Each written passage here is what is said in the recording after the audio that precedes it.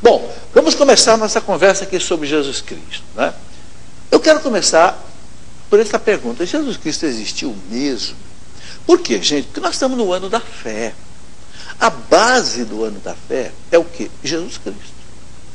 Nós não podemos ter dúvidas sobre Jesus Cristo. Quem foi, quem é Jesus Cristo. Porque se nós não tivermos claramente quem é Jesus Cristo, sabe, a igreja levou 700 anos para vencer todas as heresias sobre Jesus Cristo. Né? Primeiro foi o arianismo, no ano 325, que dizia que o Cristo não era Deus. Então teve o concílio de Nicéia 1, 325, que condenou o Ário e o arianismo. E deu um trabalho tremendo para a igreja. Depois teve o outro lá que disse que Jesus eram duas pessoas, né? O Nestório, o patriarca de Constantinopla, no ano 431. Foi preciso a igreja fazer o concílio de Éfeso. E Nestório dizia que Maria era a mãe do Jesus homem, mas não era a mãe do Jesus Deus. Aí ele disse: para com isso, não existe dois Jesus. Jesus é uma pessoa divina só, que tem duas naturezas. E Maria é Theotokos, mãe de Deus. Do concílio de Éfeso bateu o martelo nisso.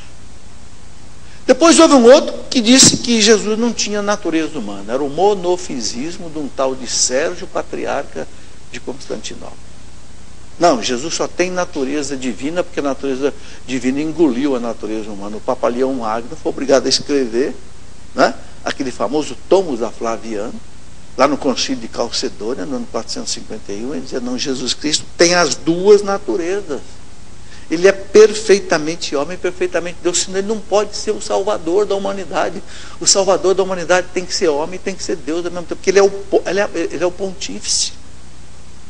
Depois tem uma outra heresia ainda, lá já no ano 680, o chamado monotelitismo.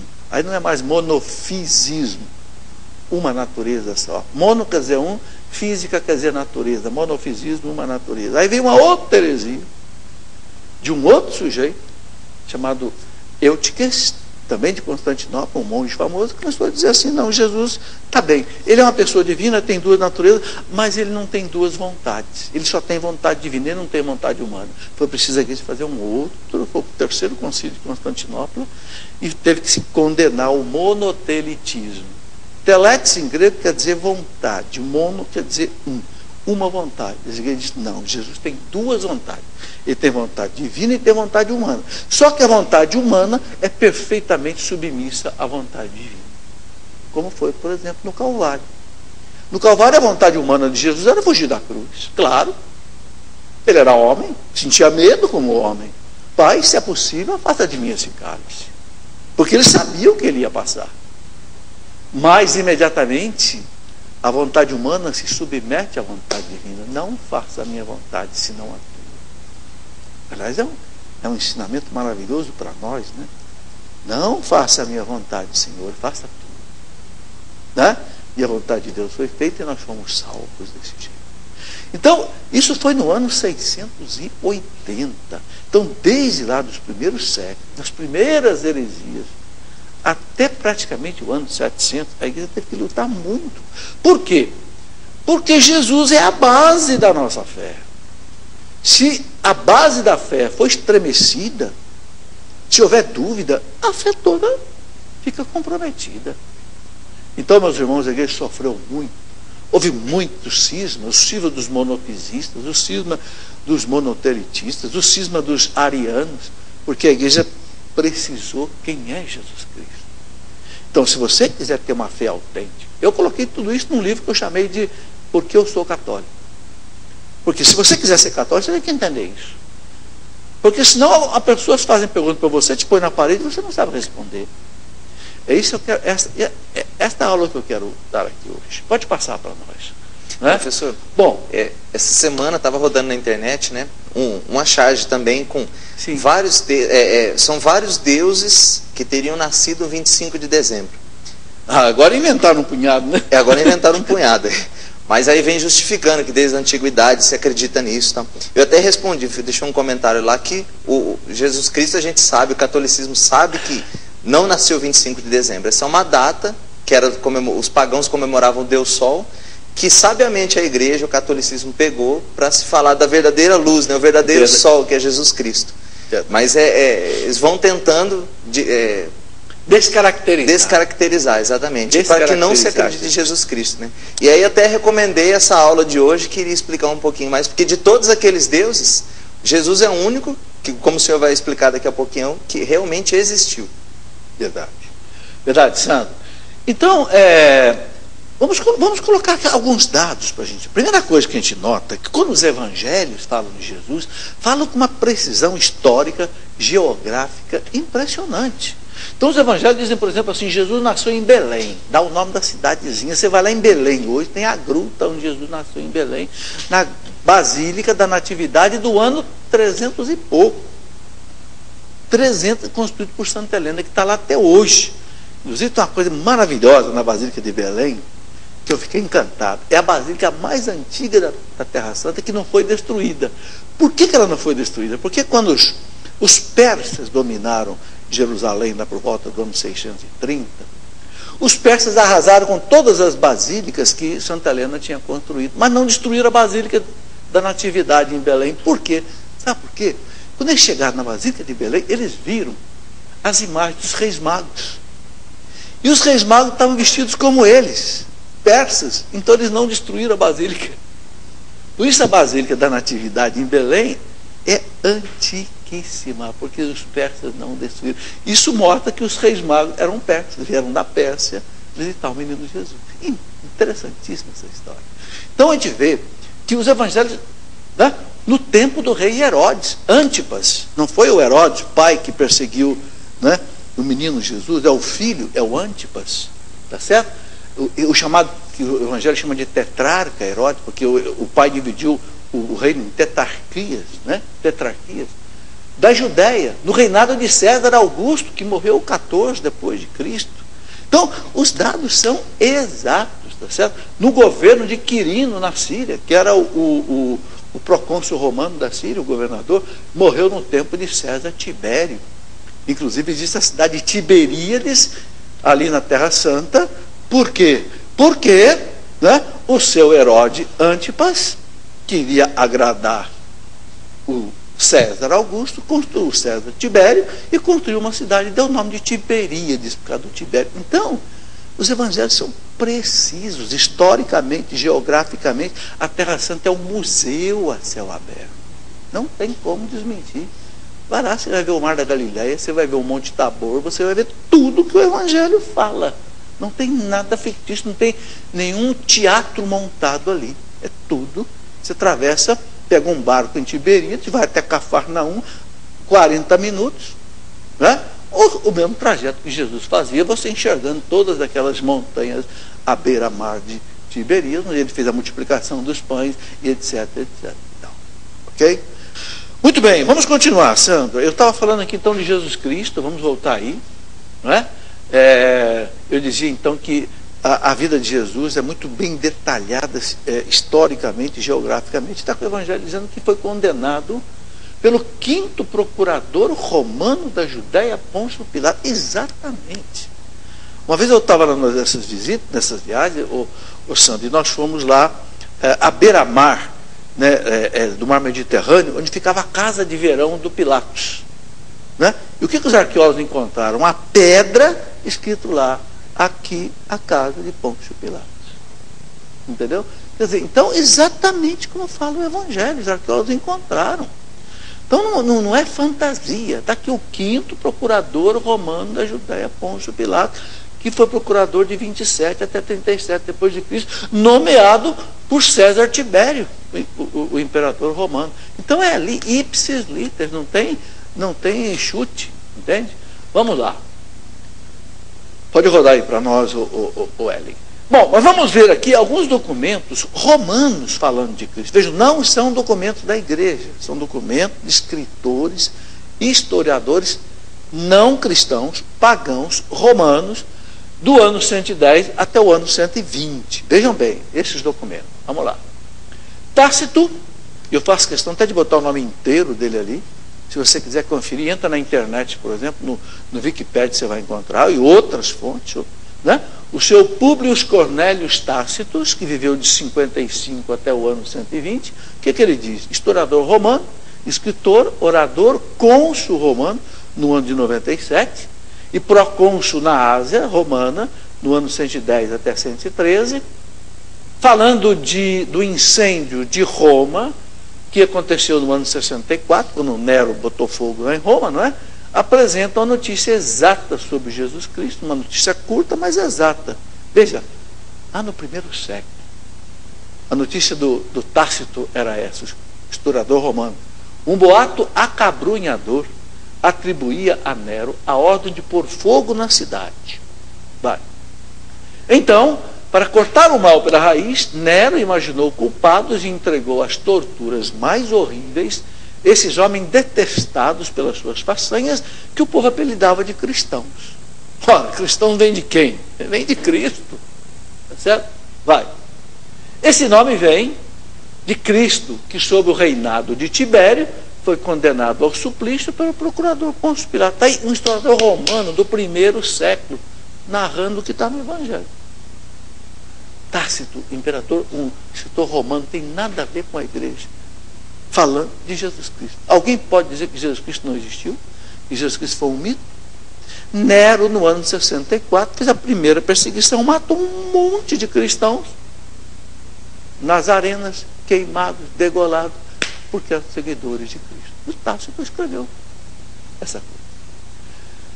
E ele continua dizendo, esta seita perniciosa, que era o cristianismo na época, reprimida a princípio, expandiu-se de novo, não somente na Judéia, onde tinha sua origem, mas na própria cidade de Roma. Está aqui a obra dele, nos Anais 1544 de Tácito, primeiro século. Eu quero ver alguém desmentir isso. Eu quero ver algum historiador, algum cientista desmentir. Não é um documento da igreja, é um documento romano. Bom, vamos em frente.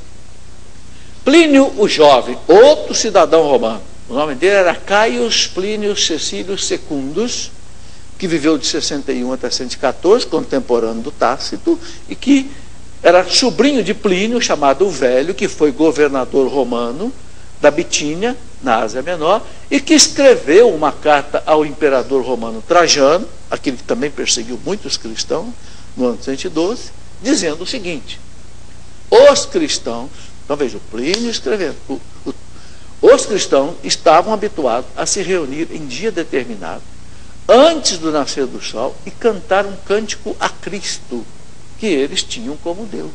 Está aqui, documento do primeiro século, de um escritor romano, falando de Cristo.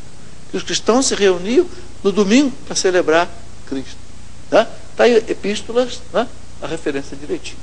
Outro cidadão romano, Suetônio, qualquer historiador conhece esses caras. Suetônio, Caius Suetônios Tranquilos, que viveu também no primeiro século, 69 a 126, contemporâneo de Suetônio, contemporâneo dos outros. Historiador romano, no ano 120, referindo-se ao reinado do imperador romano Cláudio, que foi um reinado de 41 até 54, aquele Cláudio que expulsou os judeus de Roma, afirma que esse expulsou de Roma os judeus, que, sob o impulso de Crestos, que era uma forma equivalente a Christos em grego, Cristo, tá certo? Se haviam tornado causa frequente de tumultos. Deixa eu explicar isso daqui. O Cláudio, imperador romano, confundia os judeus com os cristãos. Por quê? Roma tinha muitos judeus. Porque os judeus, vocês sabem, por causa da diáspora, Jerusalém foi destruído no ano 70 antes de Cristo pelo general Pompeu. Então, muitos judeus foram trazidos prisioneiros para Roma. Então, Roma tinha muitos judeus. Quando o cristianismo apareceu, eles confundiam. Por quê? Porque eram as únicas religiões monoteístas que só falavam de um Deus. Então, o Cláudio, imperador romano, expulsou os judeus e confundia os judeus também com os cristãos. É o que narrou aqui esse cidadão. E aí, o documento dele está aí, Vita Claudi, a vida de Cláudio, 25. Então, esses são documentos de escritores romanos, pagãos, que não tem nada de cristão. Vamos em frente. Esta informação coincide com o relato dos Atos dos Apóstolos, lá onde a gente lê, em 18:2, que Cláudio decretou que todos os judeus saíssem de Roma. Essa expulsão ocorreu por volta do anos 49, 50. E Suetônio, mal informado, julgava que Cristo estivesse em Roma provocando as desordens. É o que o Suetônio entendia, segundo os historiadores. Bom, agora vamos ver documento dos judeus. Também não são cristãos. Você sabe que os judeus são os primeiros perseguidores dos cristãos. Mataram Estevão, perseguiram Paulo, perseguiram os apóstolos, mataram Tiago Maior. Documentos judaicos, dizendo o quê? Vamos lá, o Talmud. O que é o Talmud? O Talmud é uma coleção de leis e comentários históricos dos rabinos judeus posteriores a Cristo. Apresentam passagens referentes a Jesus, ou seja, documentos judeus falando de Jesus. Vamos ver. Note que os judeus combatiam a crença em Jesus, daí as palavras adversas a Cristo. Eles eram inimigos de Cristo, do cristianismo. Tá? Bom, o tratado chamado Sanhedrin, que é um Talmud da Babilônia, porque os judeus têm Talmudes de vários lugares. O Talmud da Babilônia diz o seguinte: na véspera da Páscoa, suspenderam a uma haste Jesus de Nazaré, documento judaico. Vai. Durante 40 dias, um arauto à frente dele clamava: merece ser lapidado, porque exerceu a magia, seduziu Israel e levou à rebelião. Quer dizer, inimigo de Cristo, condenando Cristo. Vai. Quem tiver algo para o justificar, venha proferir. Né? Nada, porém, se encontrou que justificasse, então suspenderam a haste na véspera da Páscoa. Está aí, um documento dos judeus narrando a crucificação de Cristo na véspera da Páscoa. A Páscoa judaica do sábado, Cristo foi crucificado na sexta-feira. Então, documentos romanos, documentos judaicos, lá do primeiro e segundo século. Bom, Flávio Josefo, outro historiador judeu, também aí, do século I, do ano 37 até o ano 100. Nós temos lido as aulas de Josefo até em português hoje. Né?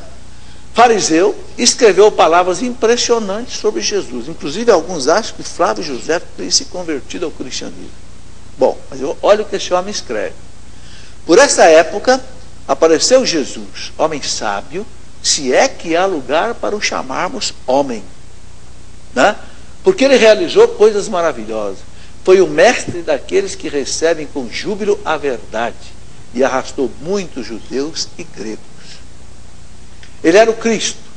Por denúncia dos príncipes da nossa nação, Pilatos condenou ao suplício da cruz, mas os seus fiéis não renunciaram ao amor por ele, porque ao terceiro dia ele lhes apareceu ressuscitado, como o anunciaram os divinos profetas, juntamente com 1000 outros prodígios a seu respeito. Vai.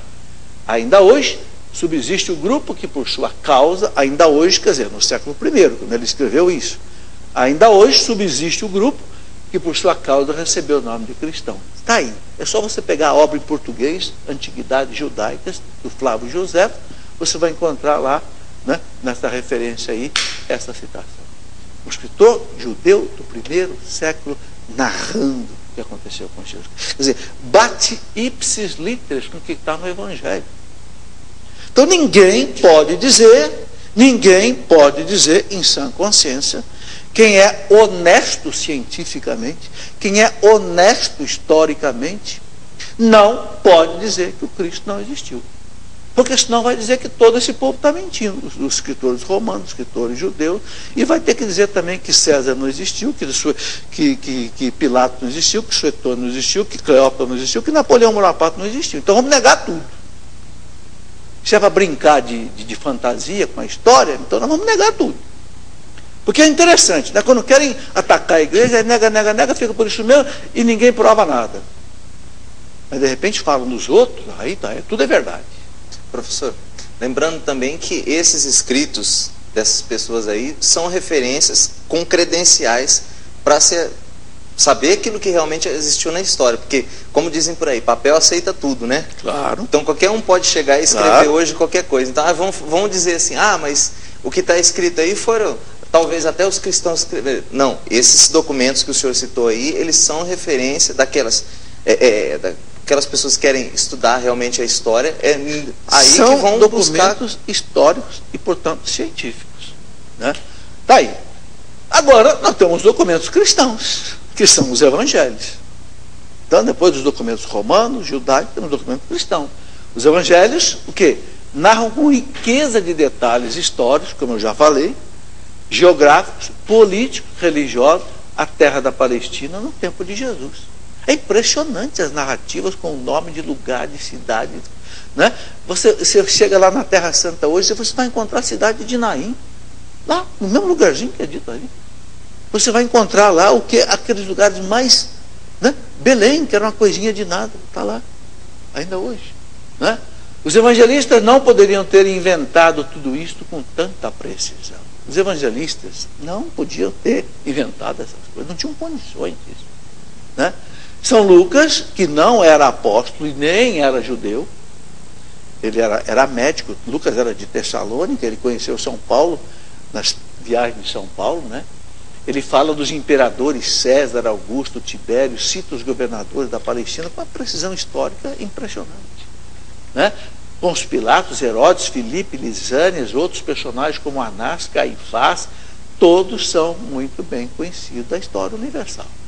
Quer dizer, não é lenda, não é fantasia, não é brincadeira. São Mateus e São Marcos falam dos partidos políticos, dos fariseus, herodianos, saduceus, tudo como a história, né, de Israel conhece. Bom, interessante que os primeiros inimigos dos cristãos foram os judeus. E os judeus não negam nada disso. Porque os judeus sabem que é verdade. Os documentos deles narram isso. Né? Quem conservou o Antigo Testamento não foi a igreja. Quem conservou o Antigo Testamento foram os judeus. São João cita detalhes do templo. Impressionante. São João fala a piscina de Betesda, o Litóstrotos. Você vai lá, está lá hoje o Litóstrotos, lá hoje.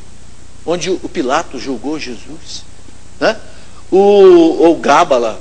E muitas outras coisas reais. Nada foi inventado, tudo foi comprovado pela história. É que eu digo, gente, uma semana para você conhecer esses lugares sagrados na Terra Santa é pouco. Quem já fez a peregrinação à Terra Santa, e hoje, graças a Deus, muitas pessoas estão podendo ir à Terra Santa. Tá? Por exemplo, no ano 2000, eu ia para lá com 5, 6 ônibus.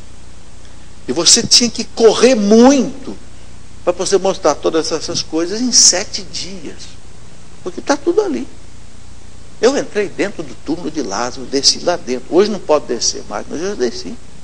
Onde o Lázaro estava sepultado. E muitos outros detalhes desses impressionantes. E pergunta se alguém lá da Terra Santa desmente isso. Não. Não. Entende?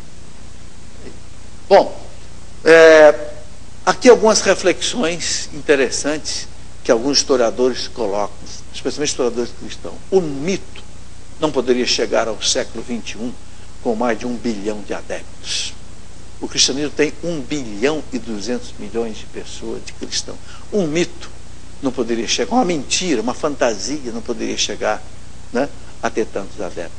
Os apóstolos e os evangelistas narram aquilo que foram testemunha ocular. Né? Nunca teriam a capacidade de ter inventado um Messias do tipo de Jesus, Deus, homem crucificado, porque isso aqui era tudo que um judeu não aceitava. Um Messias que vem para cá e morre crucificado. Para com isso. Na mentalidade judaica, o Messias vinha como um salvador, como se fosse assim um Davi, um Salomão. Mas daqui a pouco você vê os homens narrando um Messias crucificado. Quer dizer, os apóstolos não tinham a mínima condição de inventar uma Palestina. Né? Outra reflexão, os evangelhos narram um Jesus rejeitado pelos judeus, né? E que vem como libertador espiritual e não político. A gente sabe que os judeus esperavam um libertador político. Os evangelhos narram um Jesus exatamente oposto, um libertador religioso, que vem montado num burrinho, entra em Jerusalém, não é num cavalo branco glorioso, não, entra num jumentinho. Realmente não tinha condição de eles terem inventado uma realidade dessa. Tem mais, a doutrina que Jesus pregava era de difícil vivência no meio da decadência romana. O orador romano Tácito, aquele que eu já falei aqui, né, se referia ao cristianismo como desoladora superstição. Aquele Tácito que eu falei aqui. se referia ao cristianismo como uma superstição. E os apóstolos narravam uma doutrina exatamente oposta a tudo aquilo que o mundo pagão queria ouvir. O que mostra que realmente eles narraram o que eles ouviram de Jesus. Bem claro. Minúcio Félix, que era um escritor da época, falava de doutrina indigna dos gregos e romanos. Minúcio Félix era um historiador romano. Ele dizia que o cristianismo era uma doutrina indigna dos gregos e dos romanos. Por quê? Porque exatamente batia de frente com a moral romana, a moral grega, que era uma moral laxa. Não era essa moral do evangelho, da pureza, da correção e etc. Será que poderia um mito, falta só um minutinho, será que poderia um mito ter vencido o Império Romano? Aqui para mim, gente, é a coisa mais maravilhosa que tem. Mais maravilhosa que tem. Vocês sabem que o império mais poderoso que a história do mundo já conheceu foi o Império Romano. Os Estados Unidos hoje é brincadeira perto do Império Romano. O Império Romano foi dono do mundo. Quando você olha o mar Mediterrâneo, o mundo era aquilo ali, o mundo era a volta do mar Mediterrâneo. O resto era chamado de bárbaros. Os vikings lá para cima, os lá do lado da Pérsia e tal, e os árabes aqui eram bárbaros. O mundo civilizado era a volta do Mediterrâneo. E tudo pertencia ao Império Romano. E quando esses homens chegaram em Roma, Pedro, Paulo, tal, Roma quis esmagar o cristianismo. Nero, no ano de 64, começou a matar cristãos assim, barbaramente. E depois Trajano, Vespasiano, Domiciano, Diocleciano, Vespasiano, aqueles imperadores romanos, até o ano 313, quando o imperador, então, Constantino, se converteu, a espada romana pesou sobre os cristãos e não conseguiu acabar com o cristianismo. E o que aconteceu? Aconteceu que o imperador se converteu. E quando Constantino se converteu, proibiu a perseguição aos cristãos, e depois o Teodósio, aí já imperador cristão também, no ano 385, oficializou o cristianismo como a religião do império, porque antigamente era assim, é o rei que dizia qual era a religião. E aboliu o paganismo por decreto, o chamado Edito de Tessalônica, no ano 385. E o império se tornou cristão. Como diz Daniel Rups, a espada romana se curvou diante da cruz. A cruz não derramou uma gota de sangue. E essa espada romana, que lavou o chão de Roma de sangue cristão, se curvou diante da cruz. Um mito poderia fazer isso? Jamais. Um mito poderia ter uma igreja com 266 papas até hoje, com monges que deixaram a sua vida inteira, foram para um deserto viver lá como eremita, como ermitão, naqueles cenobos. Um mito pode fazer tantos gente aceitar um martírio? Não. Entende? Quer dizer, mais do que todas essas provas, para mim, desses historiadores romanos, judeus, etc., a história do cristianismo, para mim, é que prova realmente Jesus Cristo, a força do Cristo ressuscitado, é que deu força para os cristãos enfrentar os dentes dos leões, enfrentar a espada dos imperadores, como Santa Blandina, uma moça rica, de 20 anos de idade, dizia: podem me matar, porque eu vou me encontrar com o Senhor na eternidade. Uma santa perpétua, santa felicidade perpétua, uma moça rica de Cartago, com 20 anos de idade, com seu filhinho de 1 ano de idade, e o seu pai pedindo a ela: minha filha, queima incenso aos deuses, por amor ao seu pai que já está velho, por amor ao seu filhinho de 2 anos. E Perpétua dizia: não possumos, não posso vender a minha alma. E foi jogada na arena para os leões, para ser devorado. Perpétua felicidade. Um mito pode gerar isso, gente? Brincadeira. E aí você vai ver a vida dos mártires, um atrás do outro. Que coragem. Era o quê? Era o Cristo ressuscitado. Vocês entenderam? Nesse ano da fé, gente, nós temos que reabilitar isso. O Papa falou esses dias que os mártires são os grandes promotores da fé, né? Vale a pena a gente ler a vida, sabe, desses mártires, São Sebastião, Santa Blandina, Santa Perpétua, Santa Felicidade, esses grandes, Santo, por exemplo, Inácio de Antioquia, que no ano 107 foi jogado nos leões, lá no Coliseu de Roma, e ele dizia: não impeçam, porque eu quero ser no dente dos leões como trigo de Deus devorado, triturado ali. E foi assim, e morreu assim, em nome de Cristo. Um mito pode gerar isso? Sabe, é o que essa fé que nós temos que conhecer e que nos sustenta. Nós temos todos esses argumentos. Nós dedicamos aí a responder também algumas perguntas. Eu vou caminhar um pouco mais aqui no nosso tema e aí, batendo bola aqui com o Sandro, a gente vai responder alguma pergunta que tiver por aí. Bom, o quinto ponto, né, que para fechar essa reflexão sobre essa mentira de que Jesus é uma fantasia, é um mito, né? Esse: será que um mito poderia sustentar os cristãos diante de 250 anos de martírios e perseguições, né? Que eu acabei de falar? Tertuliano, aquele de Cartago, né, que morreu no ano 220, dizia que o sangue dos mártires era semente de novos cristãos. Tertuliano escreveu a sua apologia, apologética para o imperador, né, Marco Aurélio, que era o imperador romano histórico que perseguiu pesadamente os cristãos, né, o Marco Aurélio, como o seu filho Cômodo também. Tertuliano escreveu para ele dizendo: imperador, não adianta o senhor perseguir os cristãos. Olha, isso, gente, lá no ano mais ou menos 200, que ele morreu em 220. Não adianta o senhor perseguir os cristãos, não está perdendo tempo, porque o sangue dos mártires que cai na terra é semente de novos cristãos. Quanto mais mártires morriam, mais romanos se convertiam ao cristianismo, a ponto do império se tornar cristão. Tertuliano foi aquele mesmo que disse aquela frase: vede como se ama. Falou para o imperador: imperador, olha para eles, são gente boa, veja como eles se amam. No meio deles não tem pobres, não tem faminto, não tem ninguém desamparado, porque eles dividem tudo que eles têm entre eles, né? É só ler o Apologéticum do Tertuliano que você vai ver tudo isso, né? Tertuliano era advogado, era um homem culto, não é de Cartago.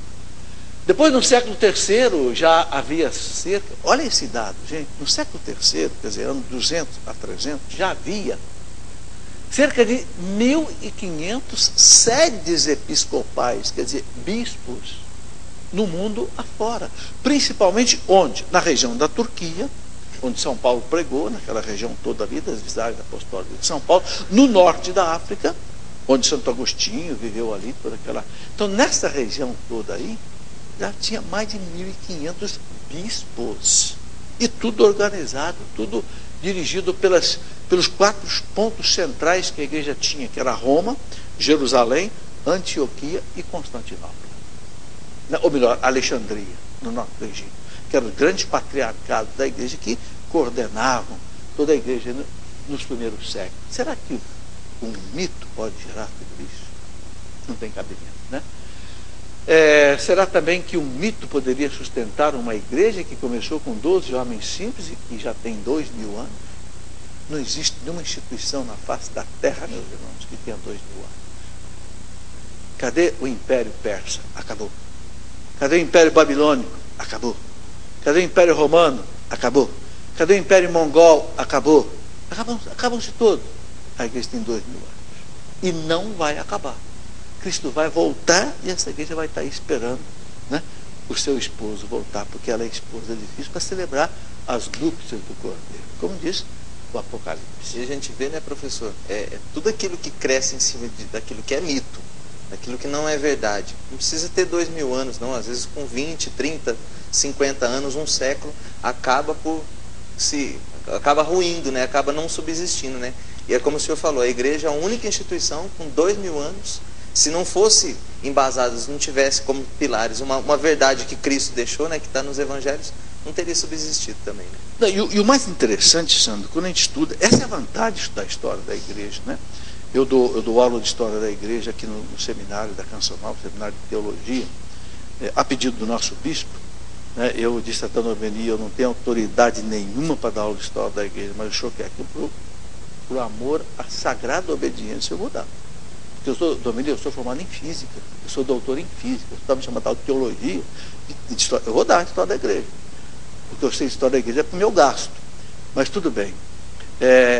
Mas o bom de você saber a história da igreja é que você vê isso. No século IX, no século X, eu já falei aqui, foram chamados séculos de ferro, de chumbo, que a igreja não acabou, porque ela é divina. Porque 6 papas foram assassinados por gente de dentro da própria igreja, de cardeais, aquelas brigas de famílias que queriam dominar o papado, os túsculos, os teofilacos, não sei o que mais, os médicos que queriam dominar o papado. 6 papas foram assassinados no século X. E havia a simonia, havia a investidura leiga, havia o nicolaísmo. A igreja não foi a pique, né? Porque realmente é divina. Porque o Espírito Santo, quer dizer, Cristo quis mostrar que a força da igreja está nele e no Espírito Santo. E que os homens não vão conseguir acabar com a igreja, nem os padres, nem os bispos, nem os papas, nem nós, nem os inimigos. Eu tinha um pároco amigo meu, Lorena, o padre Francisco, que já faleceu, que dizia assim: a igreja não acaba não, se os padres não conseguiram acabar com ela, ninguém mais acaba. Ele dizia para mim brincando, porque o que teve de bispo herege, eu citei aqui um monte, né? Nestório, Ário, né? O que teve de bispo herege foi brincadeira, né? O que teve de perseguição, de morte, de martírio, né? É o comunismo, é o nazismo, todo mundo querendo acabar com a igreja. Hoje é esse laicismo anticatólico querendo acabar com a fé. Não se preocupe que ela é mais do que um gato, é mais do que 7 folhas, né? Ela tem 1 milhão de folhas, porque ela é invencível. A gente não diz isso com orgulho, não. A gente diz isso com alegria, com a certeza da vitória, né? De que Cristo não é um mito e que Ele ressuscitado caminha com a gente. Eis que eu estou convosco todos os dias, até o fim do mundo. Acabou. É a palavra de Cristo, é a palavra de Deus, não falha. Então, essa certeza, né? Como dizia o Papa João Paulo II, não tenham medo, porque o Senhor ressuscitado caminha conosco. Não tenham medo, né? Bom, vamos lá. Já teve aí 266 papas. Teve época que teve 3 papas, né? Um papa e 2 antipapas. Mas voltou até um papa legítimo, né? Tem hoje mais de 4.000 bispos, cerca de 410.000 sacerdotes em todo o mundo. O mito não pode gerar tudo isso, né? Não pode. Bem, outra pergunta interessante: os evangelhos são autênticos? Essa aula eu quero continuar semana que vem. Porque alguns querem dizer, não, os evangelhos é uma farsa que a igreja inventou. Opa, olha aí o Renan, né? Racionalista francês, lá da época da Revolução Francesa. Em suma, admito como autênticos os 4 evangelhos canônicos. É só você ler a Via de Jesus, do Renan, Ernest Renan, que não era católico, era racionalista. Admito como autênticos os 4 evangelhos canônicos. É só ler a vida de Jesus que o Renan escreveu. Tá? O que mais? Harnack, aquele racionalista alemão que tentou destruir os evangelhos também. O caráter absolutamente único dos evangelhos é hoje em dia universalmente reconhecido pela crítica. Isso eu tirei de um livro chamado Jesus Cristo é Deus, do padre José Antônio de Laburu, um padre espanhol, livro publicado pela Loyola, está na página 55. O Harnack, o racionalista, inimigo da fé católica, confirma. Por quê? Porque eu já contei aqui que os racionalistas, durante 50 anos, quiseram destruir os evangelhos. Renan, Harnack, Rousseau, Voltaire e Companhia Limitada, aqueles que fizeram a chamada enciclopédia francesa, né, dos racionalistas, quiseram destruir os evangelhos. Só que eles, pela crítica racionalista, indutiva, dedutiva, chegaram à conclusão que os evangelhos são uma obra-prima. Então o Harnack foi obrigado a dizer: nós quisemos destruir os evangelhos e o que nós conseguimos foi construir um pedestal para a igreja colocá-lo em cima. E quem disse? É verdade. Quer dizer, os inimigos da fé atestaram a fé. Tá certo? Isso é histórico. Os inimigos da igreja. Pode passar. Streeter, um crítico inglês, racionalista, disse: os evangelhos são, pela análise crítica, os que detêm a mais privilegiada posição que existe. O inimigo da igreja. O que mais? Hort e Westcott, mesma coisa. Racionalistas ingleses, as 7/8 partes do conteúdo verbal do Novo Testamento não admite dúvida alguma. Então o que ele está dizendo? Se você dividir o Evangelho em 8 partes, 7 partes são absolutamente autênticas. Ele diz uma parte, uma dessas 8 partes, continua. A última parte consiste preliminarmente em modificações na ordem das palavras ou em variantes sem significação. Mas o que esses caras disseram? Se você dividir o Evangelho em 8 partes, 7 partes são incontestáveis, autênticas. Uma parte tem umas modificações ali que não tem influência no conteúdo. Está aí. De fato, as variantes que atingem a substância do texto são tão poucas que podem ser avaliadas em menos da milésima parte do texto. Menos da milésima parte dos evangelhos admite alguma pequena contestação. Está lá na página 56 do livro, né, do padre Labourou, que ele cita as fontes de onde tirou isso. Gente, são os inimigos da igreja, os racionalistas, aqueles caras que fizeram a Revolução Francesa, que mataram 17 mil padres e 34 mil religiosos. Esses caras, esses mentores, esses intelectuais da Revolução Francesa, você sabe que toda revolução, antes dela ter uma ação, ela tem uma filosofia. Esses caras que geraram a filosofia, que deram a Revolução Francesa, inimigos viscerais da igreja, é que atestaram tudo isso. Quer confirmar tudo isso? Pega um livro chamado Jesus Cristo é Deus, do padre José Antônio Labourou, que tem todas as citações desses filósofos todos. Eu não sou filósofo, então eu sei colocar citações, né? Bom, o nosso amigo Harnack, aquilo que eu falei, trabalhamos 50 anos, febrilmente, para extrair pedras da cantaria que sirvam de pedestal à Igreja Católica. Nós fizemos quebrar o pedestal da igreja, nós levantamos um pedestal para a igreja dizer os evangelhos com a nossa boca. Tá? Onde é que estão esses originais dos evangelhos? É outra pergunta. Onde é que está o original? Bom, é claro, gente, que não existe mais o original, o chamado autógrafo. Autógrafo é o texto original. O que quiser a palavra autógrafo? Autografo, grafia do próprio autor, escrita pelo próprio autor. Os originais não existem. Por quê? Era escrito em pergaminho, pele de carneiro, ou então papiro, aquilo com o tempo, 2000 anos. Mas o que nós temos? Nós temos mais de 5.000 cópias que foram manuscritos, copiados, e que chegaram até nós. E que os críticos não têm dúvida que foram cópias lá, chegaram até o autógrafo. Tá? Vamos ver aqui algumas coisas.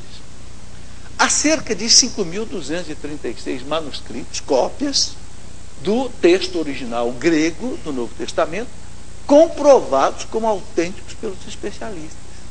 E o mais interessante, onde é que estão essas cópias dos evangelhos? Estão no Vaticano? Nada. Estão nos museus de Londres, da França, dos Estados Unidos, de Leningrado. Não tem nada na mão da igreja. E por que esses museus famosos do mundo guardam esses manuscritos a ferro e fogo e não vendem por nada? Porque são verdadeiros.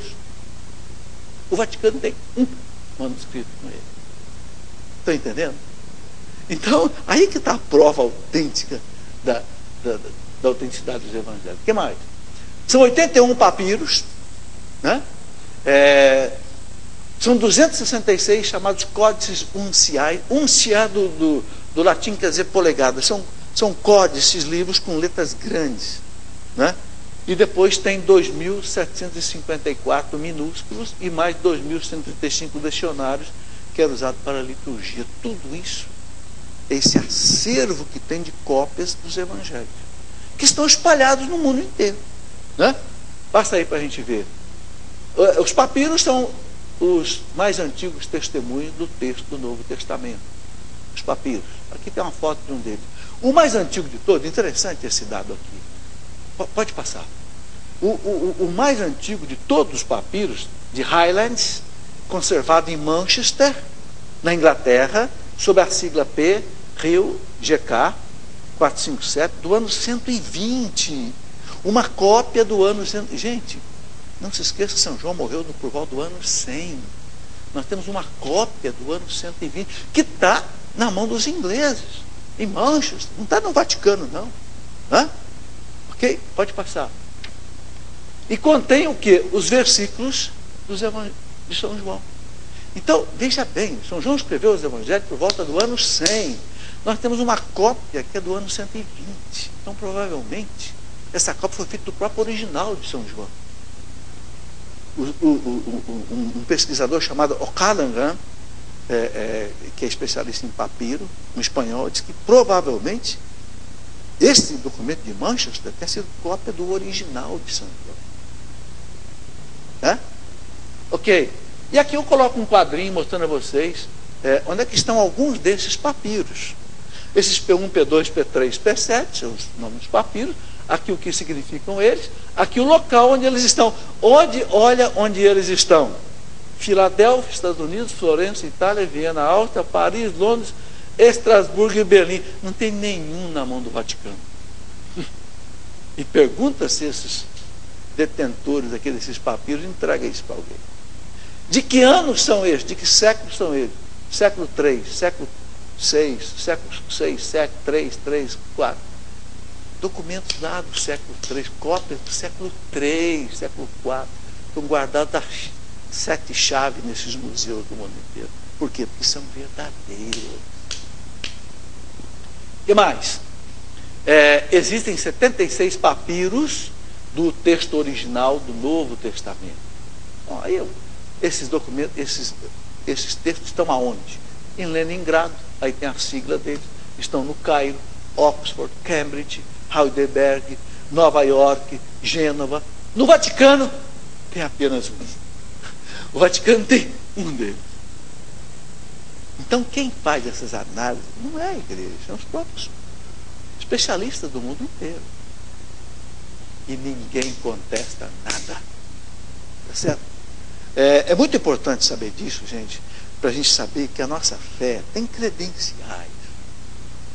Aí a própria ciência fortalece a nossa fé. Tá certo? A nossa fé tem base, tem fundamento. Né? Por isso que um Bento XVI, que é um doutor, e tantos doutores acreditam nisso tudo. Por quê? Porque viram as provas, viram os documentos. Né? É pena que o povo hoje não conhece essas coisas. Então acha que o cristianismo é mais uma axiologia como as outras seitas por aí. Para com isso. Vai estudar um pouco. Né? Bom, Sandro, nós vamos parar por aqui, porque já está na hora de encerrar o programa. Você tem que fazer teu sorteio aí. Mas a semana que vem, se Deus quiser, a gente vai continuar esse estudo. Tem mais coisa para ver. Tem mais coisa muito interessante para ver, que mostra a autenticidade dos evangelhos e da nossa fé católica. Vamos lá, Sandro. Bom, vamos lá. Quem ganhou aqui então foi o Rodrigo Ferreira. Olha a pergunta dele. Algumas igrejas protestantes não aceitam a evolução das espécies. Aí eu acrescento aí por conta própria. Não é só a igreja protestante, tem muita gente dentro da igreja católica também que não aceita, né? Pelo que sei, a nossa igreja católica aceita essa teoria, desde que se considere que a alma não é produto da evolução, mas sim da ação direta de Deus. É isso mesmo. Os protestantes afirmam que a teoria vai contra a Bíblia, porque está escrito que por um homem entrou o pecado no mundo e pelo pecado a morte. Portanto, a teoria seria incompatível com a Escritura? Por que a morte é parte do processo evolutivo? E qual a explicação correta de acordo com a doutrina católica? Bom, não dá tempo aqui de fazer uma explicação demorada, porque já está no final do programa. Mas a igreja, exatamente porque a igreja respeita a ciência, é que a igreja acredita na evolução. O Papa João Paulo II falou claro, a evolução é mais do que uma hipótese, é uma verdade. E quem descobriu o Big Bang foi um padre da igreja, o padre George Lamette, padre belga, em 1834, amigo do Einstein. Não tem dúvida que nós viemos lá do pó das estrelas. Agora, quem é que trouxe? Foi Deus. Agora, a alma é Deus que cria, não é a evolução que gera a alma. É isso mesmo que ele disse. E a igreja explica toda essa questão do pecado original sem nenhuma dificuldade. A partir do momento que o homem se tornou consciente mais e semelhante de Deus, ele pecou, independente do processo evolutivo que trouxe a ele a existência. Entendeu? Muito bem. Então, gente, muito obrigado.